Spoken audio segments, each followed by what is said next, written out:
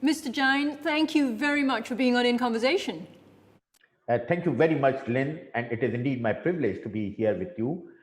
Well, thank you very much for making this time to talk to us, even though you're currently in lockdown.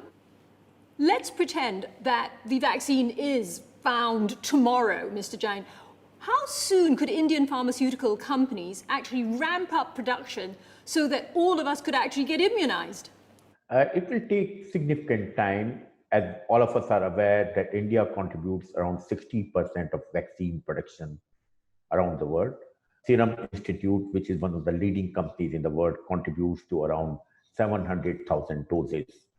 And Bharat Biotech contributes around 300,000 dosage. But the whole production will take its own time. So we can't say that everyone can be vaccinated tomorrow, even the vaccine is discovered, because the production has got its own limitation. Distribution has got its own limitation because the vaccine have to be distributed in the cold chain and transportation. So the whole process will take time. This, you say it will take time, but are we talking about months or are we talking about years? The whole process, I don't think that everyone needs to be vaccinated first. The people who are in the rural areas, the people who are not infected and not likely to be infected need not be vaccinated. So we have to identify who are the high-risk individuals who require vaccination. So these high-risk individuals, I presume you're probably talking about healthcare people, so healthcare sector, and perhaps those who are older within our societies? Yes, Lynn, you are absolutely right. The high-risk individuals are healthcare workers who are trying to serve our COVID patients, and they are the highest risk today because they are impacted maximum and the risk for them is highest. And second, those who are over 60, who are suffering from comorbid disease. So when we have vaccine, from a distribution point of view, from a usage point of view, we need to have a policy that the people who are high-risk individuals and who are making a difference to the society should have the benefit of vaccine first. So and when we are able to ramp up the facility, we should get other people in the team. I think one of the things that most of us are interested in then is the timeline though. So let's say these high-risk persons and the elderly in society, are we talking about 2 or 3 months after a vaccine is found that we could get them vaccinated, at least that first tier of people?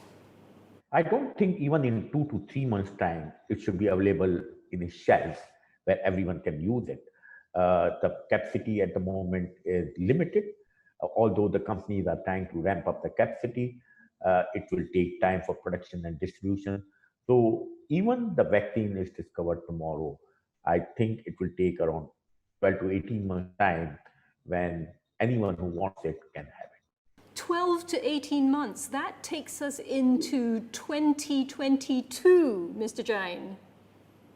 Absolutely, because even if we do the best, I don't think we can see anything earlier than 2021. And once the vaccine is discovered, once the vaccine is found out, then the first target group and then the production starts coming in, we should have the possibility of having it to the people who are high risk and the people, healthcare workers. They are the first target. So I don't think everyone can have vaccine.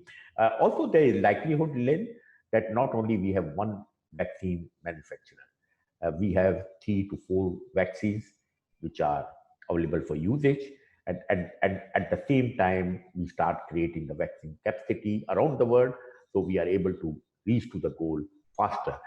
But that means that most of our societies won't actually be able to return to what would be called normal for at least a year, perhaps, at least. Absolutely, Lynn, the way I look at it is we have got a virus which is a dangerous virus. We have a virus which is a very cunning virus. We have a virus which we don't understand fully, which is unpredictable at the moment. We are also talking of the second wave, right? So, given the fact, I don't think less than 1 year we can assume that the life will return to normal, and hence it is very, very important that all of us have to be cautious. All of us have to wear masks. All of us have to behave in social distancing, and then the whole process will evolve over a period of time. So we can't say that by this time this will happen, because science is important and the safety of the people is important. And the trial normally, which takes 10 years time, we are trying to reduce the time period, and that's why all the companies in the world have come together. It's a great time for the pharma companies, and where we see the collaboration which is happening today to get the vaccine out. But there are limitations of the process, there are limitations of science. Even everything come together, it takes time.